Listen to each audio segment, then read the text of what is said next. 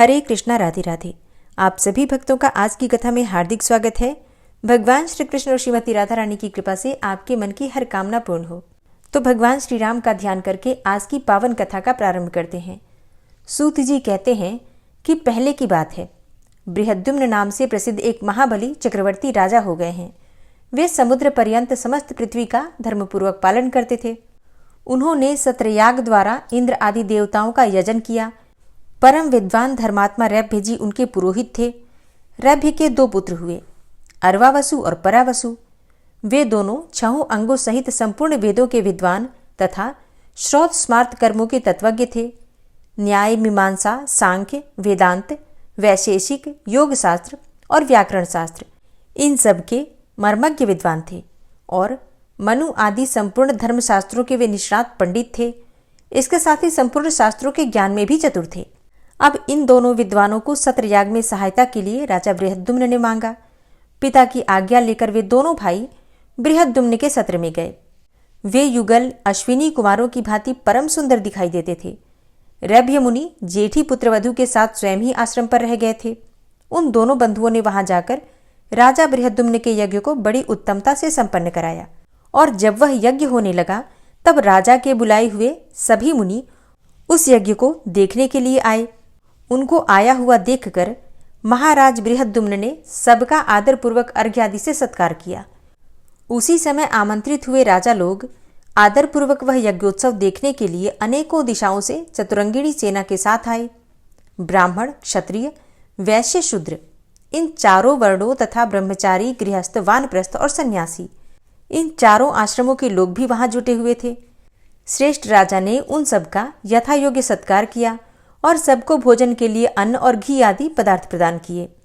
वस्त्र, सुवर्ण, हार एवं नाना प्रकार के रत्न भी भेंट किए। इस प्रकार राजा बृहद्युम्न ने यज्ञ में पधारे हुए सभी अतिथियों का सत्कार किया। रैभ्य के पुत्र अर्वावसु और परावसु ने यज्ञ आदि कर्मों को बिना किसी भूल के विधिपूर्वक कराया। उन दोनों भाइयों की निपुणता देखकर वशिष्ठ आदि सभी महर्षियों ने उनकी प्रशंसा की। परावसु कुछ कर्म कराकर तृतीय सवन के अंत में सायंकाल के समय घर का काम काज देखने के लिए चले गए। उस समय रैभ्य मुनि काला मृगचर्म ओढ़कर वन में विचर रहे थे। उन्हें देखकर परावसु के मन में मृग की आशंका हुई। अब रात्रि में निबिड़ अंधकार में उनके नेत्र निद्रा से भारी हो रहे थे। उन्होंने पिता को देखकर ये समझा कि यह कोई वनवासी मृग है जो मुझे मारने के लिए आ रहा है। अब ऐसा सोचकर उस सघन वन में अपने शरीर की रक्षा चाहने वाले परावसु ने मृग के धोखे से अपने पिता को ही मार डाला। निकट जाकर उसने अपने मरे हुए पिता को पहचाना। फिर तो वह शोक में डूब गया। उसकी सारी इंद्रियां व्यथा से व्याकुल हो उठी। तत्पश्चात परावसु पिता का दाह संस्कार करके पुनः राजा के सत्र में आ गए और अपने द्वारा जो पाप हो गया था वो सब उन्होंने छोटे भाई को बताया। पिता को मरा हुआ सुनकर अर्वावसु शोक से व्याकुल हो उठा। तब बड़े भाई ने छोटे भाई को यह आदेश दिया कि राजा का यह महान यज्ञ आरंभ हुआ है और तुम अभी बालक हो। तुम में इस यज्ञ का भार संभालने की शक्ति नहीं है। मैंने रात में मृग की आशंका से पिता का ही वध कर डाला है, अतः उस ब्रह्म हत्या से मुक्त होने के लिए प्रायश्चित भी करना चाहिए। हे तात, हे छोटे भैया, तुम ही मेरे लिए व्रत करो। मैं अकेला भी इस यज्ञ का भार वहन करने में समर्थ हूं। अब बड़े भाई के ऐसा कहने पर अर्वावसु ने कहा, बड़े भैया, आपकी जैसी आज्ञा हो वैसा ही होगा। ऐसा कहकर वह यज्ञ से निकल गया और बड़े भाई ने ही यज्ञ का सारा कर्म करवाया। अब छोटे भाई ने 12 वर्षों तक बड़े भाई के लिए ब्रह्म हत्या नाश के लिए व्रत किया। इसके बाद जब वह प्रसन्नतापूर्वक पुनः सत्रयज्ञ में आया तो अपने भाई को आया देखकर ज्येष्ठ ने राजा बृहद्युम्न से कहा, हे राजन, यह अर्वावसु ब्रह्म हत्यारा है। इस समय आपके यज्ञ में आया है। हे नृपश्रेष्ठ, इसे शीघ्र ही इस यज्ञ से हटा दीजिए, अन्यथा सत्रयाग के फल की हानि होगी। परावसु के ऐसा कहने पर राजा ने अपने सेवकों द्वारा अर्वावसु को यज्ञ से निकलवा दिया। वहां के ब्राह्मण भी उसे धिक्कार दे रहे थे। अर्वावसु यह सब सहन करके चुपचाप वन को चला गया और वहां ऐसी तपस्या की जो देवताओं के लिए भी दुष्कर थी। उसके तप से भगवान सूर्य नारायण प्रसन्न होकर सामने प्रकट हो गए और इस प्रकार बोले, अर्वावसो, तुम तपस्या, ब्रह्मचर्य, आचार, शास्त्र श्रवण तथा वेद शास्त्र आदि की शिक्षा की दृष्टि से सर्वश्रेष्ठ हो। परावसु ने तुम्हें अपमान पूर्वक निकाला है, तथापि क्षमा युक्त होकर तुम उसके प्रति क्रोध भी नहीं करते हो। तुम्हारे बड़े भाई ने ही तुम्हारे पिता को भी मारा है, तुमने नहीं। फिर भी तुमने अपने भाई की शुद्धि के लिए स्वयं ही ब्रह्म हत्यानाशक व्रत किया है, इसलिए हम तुम्हें श्रेष्ठ स्वीकार करते हैं।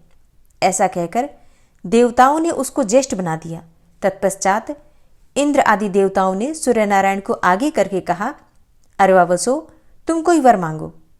अब उसने प्रार्थना की कि मेरे पिता जीवित हो जाएं और उन्हें अपने मारे जाने की स्मृति न हो। तब देवताओं ने कहा, ऐसा ही होगा, लेकिन इसके सिवा भी हम कोई तुम्हें दूसरा वर भी देना चाहते हैं, तो कोई दूसरा वर भी मांगो। तब अर्वावसु बोला कि मेरे भाई की दुष्टता दूर हो जाए। अर्वावसु की ये बात सुनकर देवताओं ने कहा, परावसु ने अपने ब्राह्मण पिता की हत्या की है, अतः उसे महान पाप लगा है। दूसरे के किए हुए पाप की दूसरे के द्वारा किए गए प्रायश्चित से निवृत्ति नहीं होती। विशेषतः 5 महापातकों के संबंध में तो ऐसी ही बात है। इस कारण तुम्हारे भाई परावसु का अभी पाप से उद्धार नहीं हुआ है। देवताओं की ये बात सुनकर अर्वावसु ने कहा, आपका कहना तो ठीक है, तथापि आप लोगों के महात्म्य और प्रसाद से पिता और ब्राह्मण की हत्या करने वाले मेरे भाई का जिस प्रकार भी उद्धार हो, वो कृपापूर्वक उपाय मुझे बतलाइए। तब अर्वावसु का यह वचन सुनकर देवताओं ने दीर्घकाल तक विचार किया। फिर एक निश्चय पर पहुंचकर इस प्रकार कहा, उस महापातक के निवारण का उपाय तुम्हें हम बता रहे हैं। दक्षिण समुद्र के तट पर जो परम पवित्र मोक्षदायक राम सेतु है, उसी पर धनुषकोटि नाम से विख्यात एक परम उत्तम मुक्तिदायक तीर्थ है, जो ब्रह्म हत्या, मदिरापान, सुवर्ण की चोरी, गुरुसैया गमन तथा इन सबके संसर्ग रूप महापातकों का विनाश करने वाला है। और जो मनुष्य मन में कोई भी कामना न रखकर उसमें स्नान करता है, मतलब निष्काम भाव से उसमें स्नान करता है, उसको वह तीर्थ मोक्ष फल प्रदान करता है। वह दुस्वप्नों तथा नरक के क्लेशों का नाश करने वाला एवं धन्य है। तुम्हारे ज्येष्ठ भाई परावसु यदि वहीं जाकर स्नान करें तो तत्काल ब्रह्म हत्या से मुक्त हो सकता है। यो कहकर देवता लोग अपनी पुरी को चले गए। तदनंतर अर्वावसु अपने बड़े भाई परावसु को साथ लेकर श्री रामचंद्र जी के धनुषकोटि नामक तीर्थ में गया। परावसु ने पातक शुद्धि के लिए उस सेतुवर्ती तीर्थ में संकल्प करके अपने भाई के साथ नियम पूर्वक स्नान किया। स्नान करके जब वे उठे तब आकाशवाणी ने कहा, हे परावसु, तुम्हारी पितृहत्या और ब्रह्महत्या नष्ट हो गई। तब छोटे भाई के साथ परावसु ने श्री रामचंद्र जी की धनुषकोटि को भक्तिपूर्वक प्रणाम किया और रामेश्वर महादेव को भक्ति भाव से मस्तक नवाकर दोनों भाई अपने पिता के आश्रम पर गए। वहां रैभ्य मुनि मरकर पुनः जीवित हो गए थे। उन्होंने अपने दोनों पुत्रों को आया देखकर मन ही मन बड़े संतोष का अनुभव किया और पुत्रों के साथ वे आश्रम पर सुखपूर्वक रहने लगे। श्री रामचंद्र जी की धनुषकोटि में स्नान करने से परावसु के पातक का नाश हो गया था, इसलिए सब मुनियों ने उन्हें स्वीकार कर लिया। धनुषकोटि की महिमा का वर्णन करते हुए सूत जी आगे कहते हैं, हे ऋषियों, अब मैं धनुषकोटि की प्रशंसा में सियार और वानर के संवाद का वर्णन करता हूँ। आप लोग ध्यानपूर्वक सुनिए। प्राचीन काल की बात है, एक स्थान पर सियार और वानर दोनों रहा करते थे। दोनों को ही अपनी पूर्व जन्म की बातों का स्मरण था। दोनों परस्पर मित्र थे। सियार का नाम था रुद्रभूमिष्ठ। एक समय वानर ने श्रीगाल को स्मशान भूमि में देखकर पूर्व जन्म का स्मरण करते हुए पूछा, सियार, तुमने पूर्व जन्म में कौन सा ऐसा अत्यंत भयंकर पाप किया था जिससे कि तुम स्मशान भूमि में घृणित एवं दुर्गंध युक्त मुर्दों को खा रहे हो? वानर के ऐसा पूछने पर सियार ने कहा, वानर, मैं पूर्व जन्म में वेदों का पारंगत विद्वान और समस्त कर्मकलापों का ज्ञाता ब्राह्मण था और मेरा नाम था वेद शर्मा। मैंने उस जन्म में एक ब्राह्मण को धन देने के लिए संकल्प किया और वो धन उसे नहीं दिया। उसी से सियार हुआ और अब इस प्रकार के अत्यंत घृणित पदार्थों को खाता हूँ। जो दुरात्मा देने की प्रतिज्ञा करके भी कोई वस्तु नहीं देते हैं, वे अत्यंत घृणित सियार की योनि को प्राप्त होते हैं। हे वानर, ब्राह्मण को देने की प्रतिज्ञा करके यदि वह वस्तु उसे ना दी जाए तो उसी क्षण उसके 10 जन्मों का पुण्य नष्ट हो जाता है। इसलिए समझदार मनुष्य को उचित है कि वह देने की प्रतिज्ञा करने पर उस वस्तु को अवश्य दे डाले। मतलब अगर आप कभी भी किसी को भी कुछ देने के लिए संकल्प लेते हैं कि आप किसी को कुछ देना चाहते हैं, ठीक है, संकल्प कर लिया आपने कि मैं किसी को कुछ देना चाहता हूँ या दूंगा, और फिर आप अगर उस वस्तु को देते नहीं हैं तो फिर आपको सियार की योनि प्राप्त होती है। इसलिए संकल्प उसी चीज का कीजिए जो कि आप दे सकते हैं, देने में समर्थ हैं। अब सियार ने अपने पूर्वजन्म की कथा सुनाने के बाद वानर से पूछा कि तुमने कौन सा पाप किया था जो कि तुम वानर बन गए। तब वानर बोला, पूर्व जन्म में मैं भी ब्राह्मण था। मेरा नाम था वेदनाथ और मेरे पिता विश्वनाथ के नाम से विख्यात थे और मेरी माता का नाम कमलालया था। और हे सियार, पूर्व जन्म में भी तुम्हारी और हमारी मित्रता थी। तुम इस बात को नहीं जानते हो, परंतु पुण्य के गौरव से मुझे उसका स्मरण है। पूर्व जन्म में मैंने ब्राह्मण का साग चुरा लिया था और उसी पाप की वजह से मुझे वानर की योनि मिली है। अतः ब्राह्मण का धन अपहरण नहीं करना चाहिए। ब्राह्मण का धन लेने से नरक होता है और नरक भोगने के बाद वानर की योनि मिलती है। तो ब्राह्मण का धन अपहरण करने से बढ़कर दूसरा कोई पाप नहीं है। वानर आगे कहता है कि विष तो केवल पीने वाले को ही मारता है, किंतु ब्राह्मण का धन तो समूचे कुल को ही जला डालता है। ब्राह्मण के धन का अपहरण करने से पापी मनुष्य कुंभीपाक नामक नरक में पकाया जाता है और इसके बाद भी जो पाप बच जाते हैं उसे भोगने के लिए वानर की योनि को प्राप्त होता है। इसलिए ब्राह्मण के धन का अपहरण कभी नहीं करना चाहिए। उनके साथ सदा क्षमा का ही व्यवहार करना चाहिए। बालक, दरिद्र, कृपण तथा वेदशास्त्र आदि के ज्ञान से शून्य ब्राह्मणों का भी अपमान नहीं करना चाहिए, क्योंकि क्रोध में आने पर वे अग्नि के समान भस्म कर देने वाले हो जाते हैं। हे सियार, कितने ही समय से ऐसा कष्ट भोगते हुए हम दोनों को इस पाप से छुड़ाने वाला कौन होगा। अच्छा, अभी जो आप कथा सुन रहे हैं, जैसे कि आपने कल की भी जो कथा सुनी अर्वावसु और परावसु की, तो उसने अपने पिता को मारा।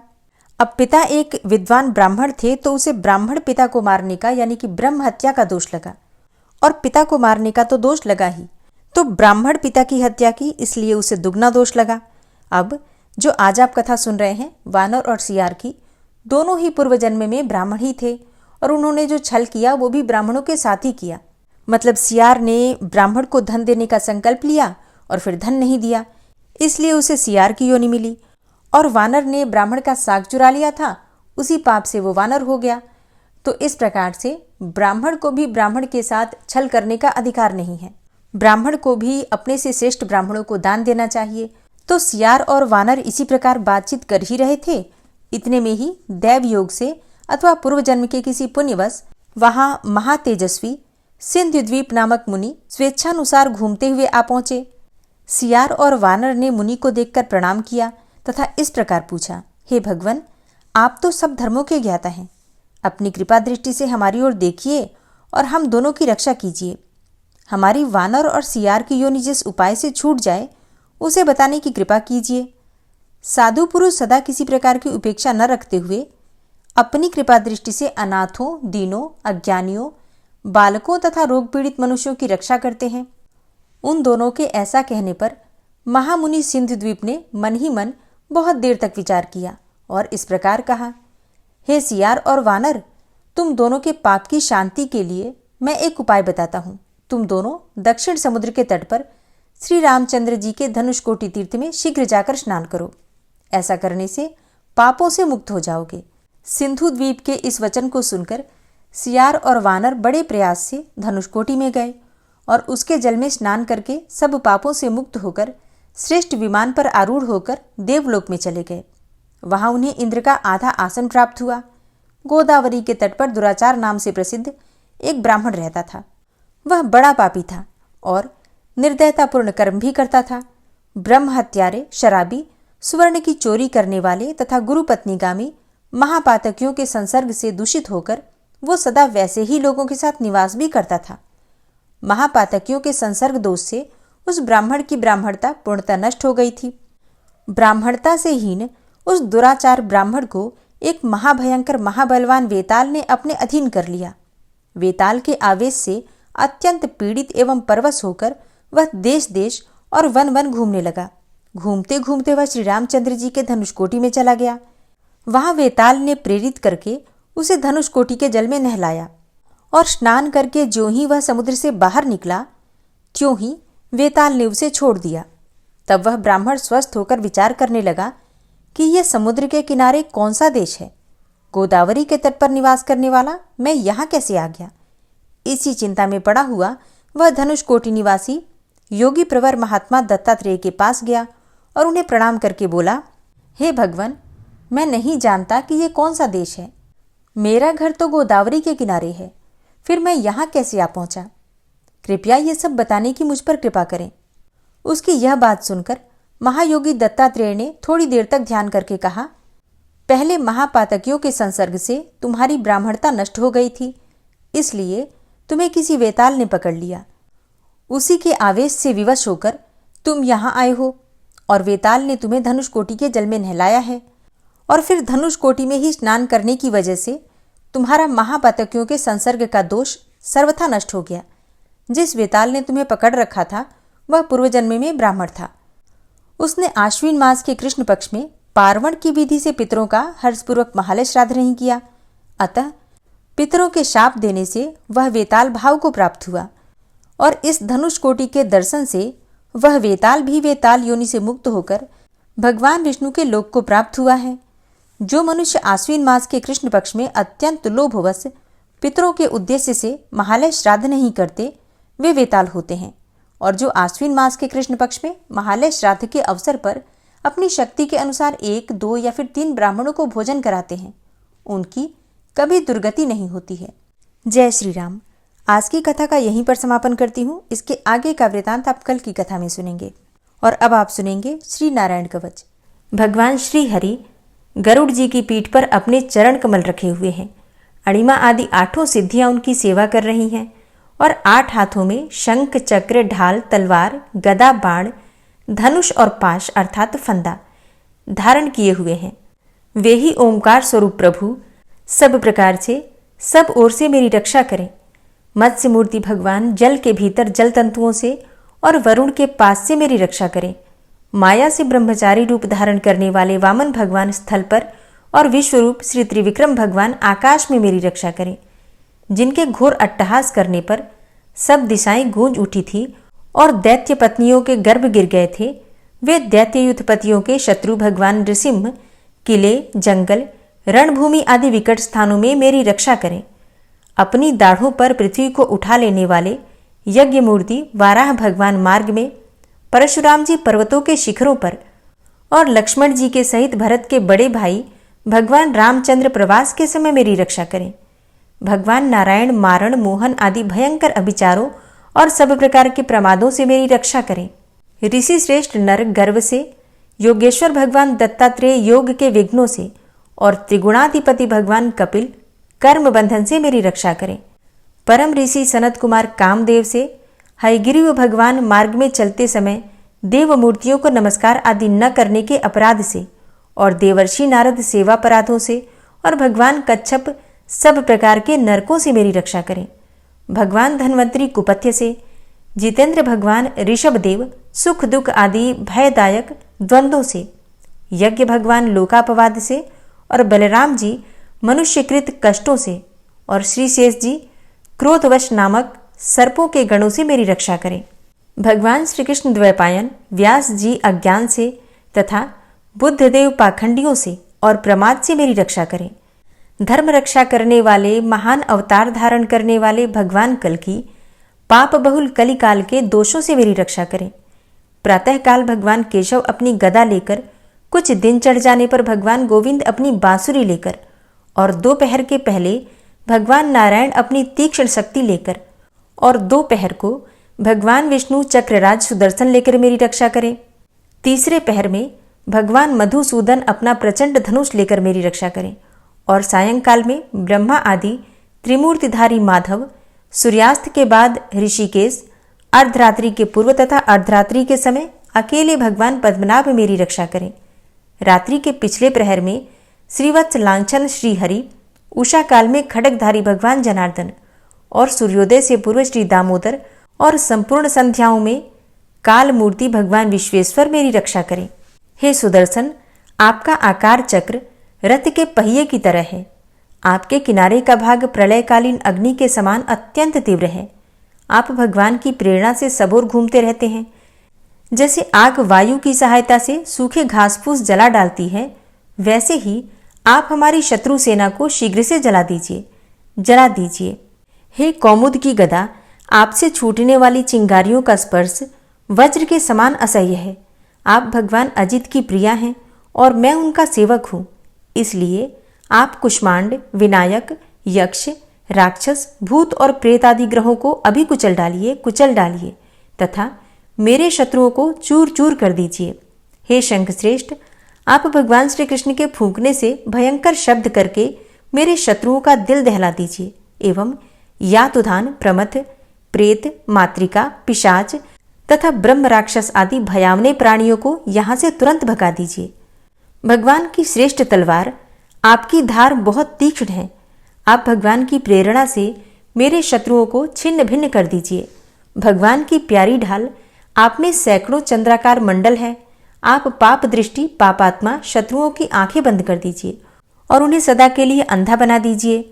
सूर्य आदि ग्रह, धूमकेतु, पुच्छल तारे आदि केतु, दुष्ट मनुष्य, सर्प आदि रेंगने वाले जंतु, दाढ़ों वाले हिंसक पशु, भूत प्रेत आदि तथा पापी प्राणियों से हमें जो भय हो और जो हमारे मंगल के विरोधी हो, वे सभी भगवान के नाम, रूप तथा आयुधों का कीर्तन करने से तत्काल नष्ट हो जाएं। बृहद, रथंतर आदि सामवेदीय स्तोत्रों से जिनकी स्तुति की जाती है, वे वेद मूर्ति भगवान गरुड़ और विश्वक्सेन जी अपने नामोच्चारण के प्रभाव से हमें सब प्रकार की विपत्तियों से बचाएं। श्रीहरि के नाम, रूप, वाहन, आयुध तथा श्रेष्ठ पार्षद हमारी बुद्धि, इंद्रिय, मन और प्राणों को सब प्रकार की आपत्तियों से बचाएं। जितना भी कार्य अथवा कारण रूप जगत है, वह वास्तव में भगवान ही है। इस सत्य के प्रभाव से हमारे सारे उपद्रव नष्ट हो जाएं। जो लोग ब्रह्म और आत्मा की एकता का अनुभव कर चुके हैं, उनकी दृष्टि में भगवान का स्वरूप समस्त विकल्पों से रहित है, भेदों से रहित है। फिर भी वे अपनी माया शक्ति के द्वारा भूषण, आयुध और रूप नामक शक्तियों को धारण करते हैं। यह बात निश्चित रूप से सत्य है। इस कारण सर्वज्ञ, सर्वव्यापक भगवान श्री हरि सदा सर्वत्र सब स्वरूपों से हमारी रक्षा करें। जो अपने भयंकर अट्टहास से सब लोगों के भय को भगा देते हैं और अपने तेज से सबका तेज ग्रस लेते हैं, वे भगवान नृसिंह दिशा विदिशा में नीचे ऊपर बाहर भीतर सब ओर से हमारी रक्षा करें। हे देवराज इंद्र, मैंने तुम्हें यह नारायण कवच सुना दिया है। इस कवच से तुम अपने को सुरक्षित कर लो, बस फिर तुम अनायास ही सब दैत्य युद्धपतियों को जीत कर लोगे। इस नारायण कवच को धारण करने वाला पुरुष जिसको भी अपने नेत्रों से देख लेता है अथवा पैर से छू देता है, तत्काल समस्त भयों से वो मुक्त हो जाता है। जो इस वैष्णवी विद्या को धारण कर लेता है, उसे राजा, डाकू, प्रेत, पिशाच आदि और बाघ आदि हिंसक जीवों से कभी किसी प्रकार का भय नहीं होता। हे देवराज, प्राचीन काल की बात है, एक कौशिक गोत्री ब्राह्मण ने इस विद्या को धारण करके योग धारणा से अपना शरीर मरुभूमि में त्याग दिया। अब जहां उस ब्राह्मण का शरीर पड़ा था, उसके ऊपर से एक दिन गंधर्वराज चित्ररथ अपनी स्त्रियों के साथ विमान पर बैठकर निकले। वहां आते ही वे नीचे की ओर सिर किए विमान सहित आकाश से पृथ्वी पर गिर पड़े। इस घटना से उनके आश्चर्य की सीमा न रही जब उन्हें बालखिल्य मुनियों ने बतलाया कि यह नारायण कवच धारण करने का प्रभाव है। तब उन्होंने उस ब्राह्मण देव की हड्डियों को ले जाकर पूर्ववाहिनी सरस्वती नदी में प्रवाहित कर दिया और फिर स्नान करके वे अपने लोक को चले गए। श्री सुखदेव जी कहते हैं, हे परीक्षित, जो पुरुष इस नारायण कवच को समय पर सुनता है और जो आदर पूर्वक इसे धारण करता है, उसके सामने सभी प्राणी आदर से झुक जाते हैं और वह सब प्रकार के भयों से मुक्त हो जाता है। हे परीक्षित, शतक्रतु इंद्र ने आचार्य विश्वरूप जी से यह वैष्णवी विद्या प्राप्त करके रणभूमि में असुरों को जीत लिया और वे त्रैलोक्य लक्ष्मी का उपभोग करने लगे। श्री नारायण कवच संपूर्ण हुआ और अब आप सुनेंगे श्री विष्णु सहस्त्रनाम स्तोत्र।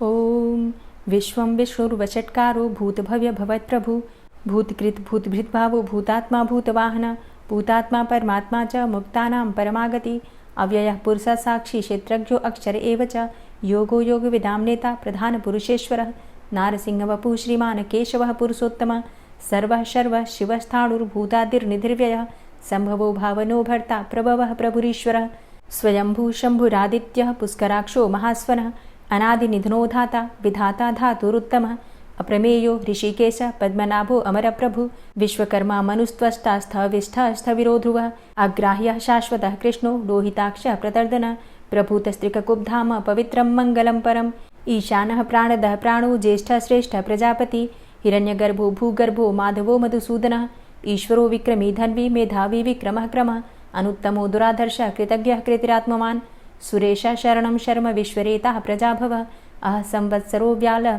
प्रत्ययः सर्वदर्शनः अजः सर्वेश्वरः सिद्धः सिद्धे सर्वादिर्च्युतः वृषाकपिर्मेयात्मा सर्वयोगविनिश्रितः वसुर्वसुमनः सत्यः समात्मा संमितः समः अमोघः पुण्डरीकाक्षो वृषकर्मा वृषाकृतिः रुद्रो बहुशिरा बभ्रुर्विश्वयोनिः शुचिश्रवः अमृतः शाश्वतस्थाणुर्वरारोहो महातपः सर्वगः सर्वविद्भानुर्विश्वक्सेनो जनार्दनः वेदो वेदविद्व्यङ्गो वेदाङ्गो वेदवित्कविः लोकाध्यक्षः सुराध्यक्षो धर्माध्यक्षः कृताकृतः चतुरात्मा चतुर्व्यूहश्चतुर्द्रष्टश्चतुर्भुजः भ्राजिष्णुर्भोजनं भोक्ता सहिष्णुर्जगदाति च अनघो विजयोजेता विश्वयोनिः पुनर्वसु उपेन्द्रो वामनः प्रांशुर्मोघः शुचिरुर्जितः अतीन्द्रः सङ्ग्रहः सर्गो धृतात्मा नियमो यमः वेद्यो वैद्यः सदा योगी वीरः माधवो मधु अतीन्द्रियो महामायो महोत्साहो महाबलः महाबुद्धिर्महावीर्यो महाशक्तिर्महाद्युतिः अनिर्देश्य वपुः श्रीमान् मेयात्मा महाधृतिर् महिश्वासो महीभर्ता श्रीनिवासः सतां गति अनिरुद्ध सुरानन्दो गोविन्दो गोविन्दाम्पति मरीचिर्दमनो हंस सुपर्णो भुजगोत्तम हिरण्यनाभ सुतपा पद्मनाभ प्रजापति अमृत्यु सर्वदिक्सिंह संधाता सन्धिमानस्थिर अजो दूर्मर्षणः शास्ता विश्रुतात्मा सुरारिः गुरुर्गुर्तमो धाम सत्य सत्यपराक्रम निमिषो अनिमिषो श्रग्वी वाचस्पतिरुदारधि अग्रणिर्ग्रामणी श्रीमान् न्यायो नेता समीरण सहस्रमूर्धा विश्वात्मा सहस्राक्षा सहस्रपात् आवर्तनो निवृत्तात्मा संवृतः सम्प्रमर्दन अह संवर्तको वहनिर्निलोधरणीधरः सुप्रसादः प्रसन्नात्मा विश्वदृग्विशुभुग्विभु सत्कर्ता सत्कृतः साधु जहर्नुर्नारायणो नरः असंख्येयो अप्रमेयात्मा विशिष्टशिष्टकृच्छुवि सिद्धार्थ सिद्धसङ्कल्प सिद्धिदः सिद्धिसाधनः वृषाहि वृषभो विष्णुर्विष्पर्वा वृषोदरः वर्धनो वर्धमानश्च विविक्तः श्रुतिसागरः सुभुजो दूर्धरो वाग्मी महेन्द्रो वसुदो वसु नैकरूपो बृहद्रूप शिपिविष्टः प्रकाशनः ओजस्तेजो द्युतिधरः प्रकाशात्मा प्रतापनः रिद्धस्पष्टाक्षरो मन्त्रश्चन्द्रांशुर्भास्करद्युतिः अमृतांशुद्भवो भानु शशबिन्दुः सुरेश्वरः औषधं जगतः सेतु सत्यधर्मपराक्रमः भूतभव्य भवन्नाथ पवनः पावनो नलः कामः कामकृत्कान्तः कामः कामप्रदः प्रभु युगादिकृद्युगावर्तो नैकमायो महाशनः अदृश्यो अव्यक्तरूपश्च सहस्रजितनन्तजित् इष्टो अविशिष्ट शिष्टेष्ट शिखण्डी नहुसो वृष क्रोधः क्रोधकृत्कर्ता विश्वबाहुर्महीधरः अच्युतः प्रतितः प्राणः प्राणदो वासवानुजः अपां निधिर्धिष्ठानं प्रमत्तः प्रतिष्ठितः स्कन्दः स्कन्दधरो धूर्यो वरदो वायुवाहनः वासुदेवो बृहद्भानुरादिदेवः पुरन्दरः अशोकस्तारणस्तारः शूरः सौरिर्जनेश्वरः अनुकूलः शतावर्त पद्मी पद्मनिभेक्षणः पद्मनाभो अरविन्दाक्ष पद्मगर्भ शरीरभृत् महर्धिरिद्धो वृद्धात्मा महाक्षो गरुडाध्वजः अतुलः शरभो भीमो समयज्ञो हविर्हरि सर्वलक्षणलक्षण्यो लक्ष्मीवान् समितिञ्जयः वीक्षरो रोहितो मार्गो हेतुर्दामोदरः सः महीधरो महाभागो वेगवान् मिताशनः उद्भवः क्षोभणो देवः श्रीगर्भः परमेश्वरः करणं कारणं कर्ता विकर्ता गहनो गुहः व्यवसायो व्यवस्थान संस्थान स्थानदो ध्रुवः परर्थी परमस्पस्तुष्टः पुष्टः सुभेक्षणः रामो विरामो विरजो मार्गो नेयो नयोनयः वीरः शक्तिमतां श्रेष्ठो धर्मो धर्मविदुत्तमः वैकुण्ठः पुरुषः प्राणः प्राणदः प्रणवः पृथुः हिरण्यगर्भः शत्रुघ्नो व्याप्तो वायुरुधोक्षजः ऋतुः सुदर्शनः कालः परमेष्ठी परिग्रहः उग्रः संवत्सरो दक्षो विश्रामो विश्वदक्षिणः विस्तारः स्थावरस्थाणु प्रमाणं बीजमव्ययम् अर्थो अनर्थो महाकोशो महाभोगो महाधनः अनिर्विण्णः स्थविष्टोभू धर्मयुपो महामख नक्षत्रनेमिर्नक्षत्री क्षमा क्षामः समीहनः यज्ञ इज्यो महेज्यश्च क्रतुसत्रं सतां गतिः सर्वदर्शी विमुक्तात्मा सर्वज्ञो ज्ञानमुत्तमं सुव्रतः सुमुखः सुष्मा सुघोषः सुखदः सुहृतः मनोहरो जित्क्रोधो वीरबाहुर्विदारणः स्वापनः स्ववसो व्यापी नैकात्मा नैककर्मकृत् वत्सरो वत्सलो वत्सी रत्नगर्भो धनेश्वरः धर्मगुप्त धर्मकृद्धर्मी सदसक्षरमक्षरम् अविज्ञाता सहस्रांशुर्विधाता कृतलक्षणः गभस्तिनेमिः सत्त्वस्थः सिंहो भूतमहेश्वरः आदिदेवो महादेवो देवेशो देवभृद्गुरुः उत्तरो गोपतिर्गोप्ता ज्ञानगम्यः पुरातनः शरीरभूतभृद्भोक्ता कपीन्द्रो भूरि दक्षिणः सोमभो अमृतपः सोम पुरुजित पुरुषोत्तमः विनयोजय सत्यसन्धो दाशाः सात्वतां पतिः जीवो विनयिता साक्षी मुकुन्दो अमितविक्रम अम्भो निद्रणन्तात्मा महोदधीशयोऽन्तकः अजो महारः स्वाभाव्यो जितामित्रः प्रमोदन आनन्दो नन्दनो नन्दः सत्यधर्मा त्रिविक्रमः महर्षि कपिलाचार्यः कृतज्ञो मेदिनीपतिः त्रिपदस्त्रिदशाध्यक्षो महाशृङ्गः कृतान्तकृत् महावराहो गोविन्दः सुखेणः कनकाङ्गदी गुह्यो गभीरो गहनो गुप्तश्चक्रगदाधरः वेधा स्वाङ्गो अजितः कृष्णो दृढः सङ्कर्षणोच्युतः वरुणो वारुणो वृक्षः पुष्कराक्षो महामनाः भगवान् भगानन्दी वनमाली हलायुधः आदित्यो ज्योतिरादित्यः सहिष्णुर्गतिसत्तमः सुधन्वाखण्ड परशुर्दारुणो द्रविडप्रदः दिविस्त्रिक्सरदृग्व्यासो वाचस्पतिर्योनिजः त्रिसामासामगः साम निर्वाणं भेषजम्भिसक् सन्न्यासकृच्छमः शान्तो निष्ठा शान्तिः परायणं शुभाङ्गः शान्तिदस्रष्टा कुमुदः कुवलेशय गोहितो गोपतिर्गोप्ता वृषभाक्षो वृषप्रिया अनिवर्ति निवृतात्मा संक्षेप्ता चेमकृच्छिव श्रीवत्स्वक्षा श्रीवास श्रीपति श्रीमताम्बरः श्रीद श्रीश श्रीनिवास श्रीनिधि श्रीविभावन श्रीधर श्रीकर श्रेय श्रीमान् लोकत्रयाश्रयः स्वक्ष स्वङ्ग शतानन्दो नन्दिर्ज्योतिर्गणेश्वरः विजितात्मा विधेयात्मा सत्कीर्तिश्छिन्न संशयः उदीर्णः सर्वतक्षशुर्निश शाश्वतः स्थिरः भूषयो भूषणो भूतिर्विशोकः शोकनाशनः अर्चिष्मानर्चितः कुम्भो विशुद्धात्मा विशोधनः अनिरुद्धो अप्रतिरथ प्रद्युम्नो अमितविक्रमः कालिनेमि निहावीर शौरी शूरजनेश्वरः त्रिलोकात्मा त्रिलोकेशः केशवः केशिहारी कामदेवः कामपालः कामीकान्तः कृतागमः अनिर्देशवपुर्विष्णोर्वीरो अनन्तो धनञ्जयः ब्रह्मण्यो ब्रह्मकृद्ब्रह्मा ब्रह्म ब्रह्म विवर्धन ब्रह्मविद्ब्राह्मणे ब्रह्मी ब्रह्मज्ञो ब्राह्मणप्रियः महाक्रमो महाकर्मा महातेजा महुरगः महाक्रतुर्महायज्वा महायज्ञो महाहवि स्तव्यः स्तव प्रियः स्तोत्रं स्तुतिस्तोतारणप्रियः पूर्णः पुरैता पुण्यः पुण्यकीर्तिर्नामयः मनोजवस्तीर्थकरो वसुरेता वसुप्रदः वसुप्रदो वासुदेव वसुर्वसुमनाहवि सद्गतिः सत्कीर्तिः सत्ता सद्भूतिः सत्परायणः शूरसेनो यदुश्रेष्ठः सन्निवासः सुयामुनः भूतावासो वासुदेवः सर्वासु निलयोऽनलः दर्पः दर्पदो दृप्तो दूर्धरोऽथा पराजितः विश्वमूर्तिर्महामूर्तिर्दीप्तमूर्तिर्मूर्तिमान् अनेकमूर्तिरव्यक्तः शतमूर्तिः शताननः एको नैकः सवः किं यत्तत्पदमनुत्तमं लोकबन्धुर्लोकनाथो माधवो भक्तवत्सलः सुवर्णवर्णो हेमाङ्गो वराङ्गश्चन्दनाङ्गदी वीरः विषमः शून्यो घृताशीरचलश्चलः अमानीमानदो मान्यो लोकस्वामी त्रिलोकदृक् सुमेधा मेधजोधन्यः सत्यमेधाधराधरः तेजोवृषः द्वितिधरः सर्वशस्त्रभृताम्बरः प्रग्रहो निग्रहो व्यग्रो नैकशृङ्गो गदाग्रजः चतुर्मूर्तिश्चतुर्बाहुश्चतुर्व्यूहश्चतुर्गति चतुरात्मा चतुर्भावश्चतुर्वेदविदेकपात् समावर्तो अनिवृतात्मा दुर्जयो दुरतिक्रमः दुर्लभो दुर्गमो दुर्गो दुरावासो दुरारिहा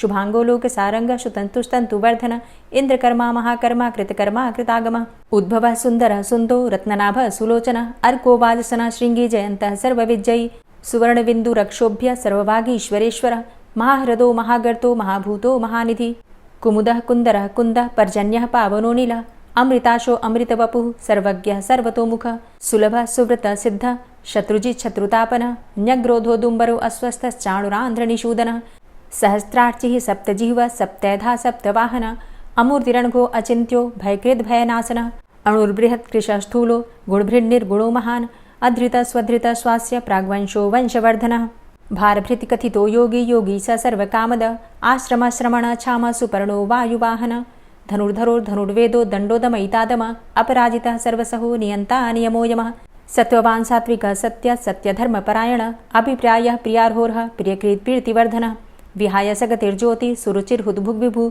रविर्विलोचनः सूर्य सविता रविलोचनः अनन्तो हुद्भुग्भोक्ता सुखदो नैकजोग्रज अनिर्विण्ण सदामर्षि लोकाधिष्ठानमद्भुतः सनात सनातन्तमः कपिलः कपिरप्यय स्वस्तिदा स्वस्तिकृत् स्वस्ति स्वस्तिभुक् स्वस्ति दक्षिण रौद्रः कुण्डली चक्रे विक्रमयुर्जितशासन शब्दातिगः शब्दशः शिशिरः शर्वरीकर अक्रूरः पेशलो दक्षो दक्षिणः क्षमिणाम्बर विद्वतमो वितभय पुण्यश्रवणकीर्तन उत्तारणो दुष्कृतिः पुण्यो दुःस्वप्ननाशन वीरः रक्षण सन्तो जीवनः पर्यवस्थित अनन्तरूपो अनन्तसृर्जितमन्युर्भयापः चतुरश्रो गभीरात्मा विदिशो व्यादिशो दिश अनादिर्भूर्भुवो लक्ष्मीः सुवीरो रुचिराङ्गद जननो जन्मादिर्भीमो भीमपराक्रम आधारनीलयोधाता पुष्पहासः प्रजागर ऊर्ध्वगः सत्पथाचारः प्राणदः प्रणमापण प्रमाणं प्राणनीलयः प्राणभृत् प्राणजीवनः तत्त्वं तत्त्वविदेकात्मा जन्ममृत्यु जरातिग भूर्भुवः स्वस्तरुस्तारः सविता प्रपितामह यज्ञो यज्ञपतिर्यज्वा यज्ञाङ्गो यज्ञवाहन यज्ञभृद्यज्ञकृद्यज्ञ यज्ञभुग्यज्ञसाधन यज्ञान्तिकृद्यज्ञ गुह्यमन्यमन्नादेव च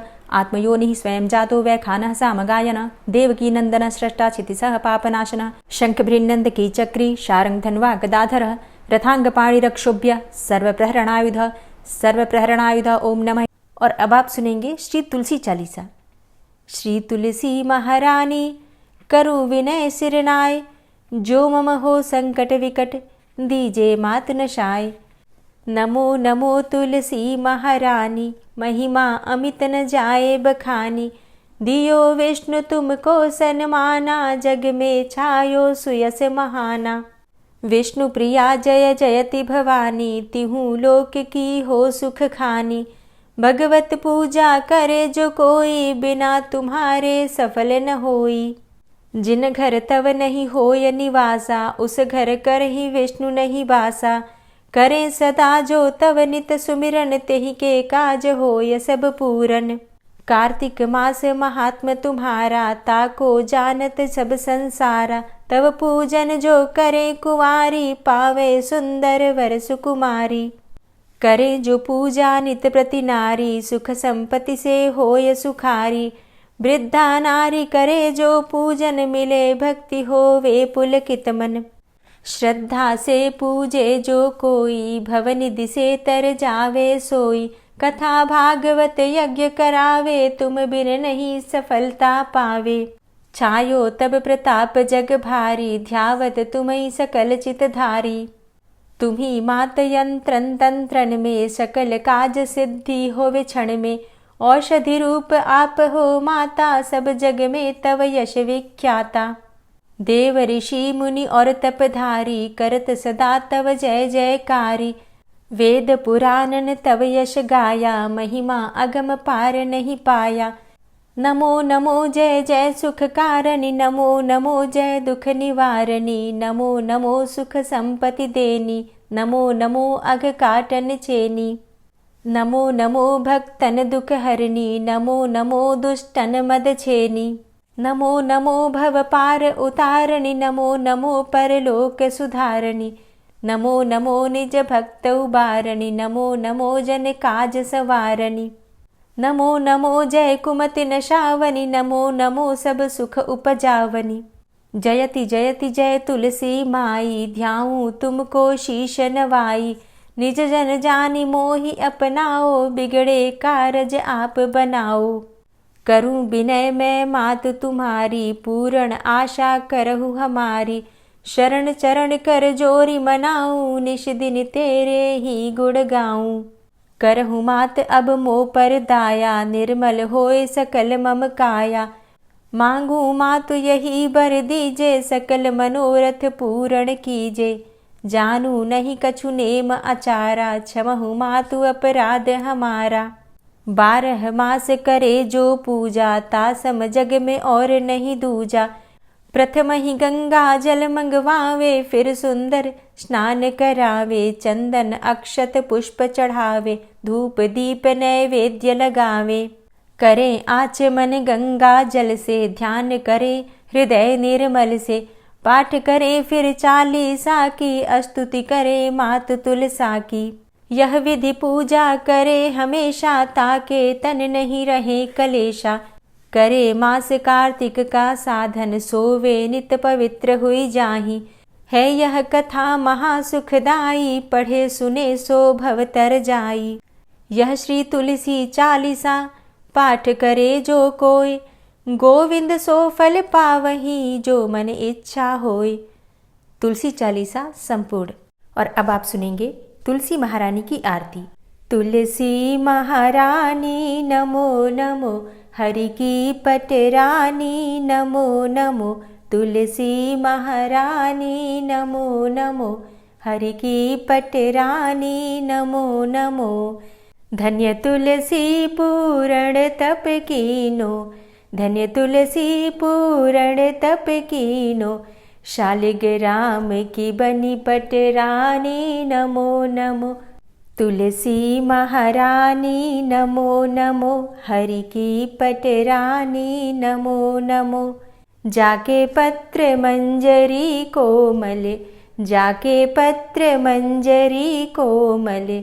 श्रीपति कमल चरण लपटानी नमो नमो, हरि की पटरानी नमो नमो, तुलसी महारानी नमो नमो। धूप दीप नैवेद्य आरती, धूप दीप नैवेद्य आरती, पुष्पन की वर्षा बरसानी नमो नमो, हरि की पटरानी नमो नमो, तुलसा महारानी नमो नमो। 56 भोग 36 व्यंजन, 56 भोग 36 व्यंजन, बिन तुलसा हरि एक न मानी नमो नमो, तुलसी महारानी नमो नमो, हरि की पटरानी नमो नमो। सभी सखी मैया तेरो यश गावे, सभी सखी मैया तेरो यश गावे, भक्ति दान दीजे महारानी नमो नमो, तुलसा महारानी नमो नमो, हरि की पटरानी नमो नमो। नमो नमो तुलसा महारानी, नमो नमो तुलसी महारानी, तुलसी महारानी नमो नमो, हरि की पटरानी नमो नमो, तुलसी महारानी नमो नमो, हरि की पटरानी नमो नमो। प्रेम से बोलिए तुलसी मैया की जय। आज की वीडियो आपको कैसी लगी कमेंट बॉक्स में ज़रूर बताइए। वीडियो अच्छी लगी हो तो लाइक कीजिए, शेयर कीजिए, और चैनल पर पहली बार आए हैं, अगर अभी तक आपने चैनल को सब्सक्राइब नहीं किया है तो आज की वीडियो अगर आपको अच्छी लगी तो चैनल को सब्सक्राइब करके बेल आइकन को ज़रूर प्रेस कर लीजिए। तो इससे ये होगा कि इस चैनल पर जो नई वीडियो अपलोड होंगी उनकी नोटिफिकेशन आपको सही समय पर प्राप्त होगी। मिलती मैं आपसे अगली वीडियो में, तब तक के लिए जय श्री राधे।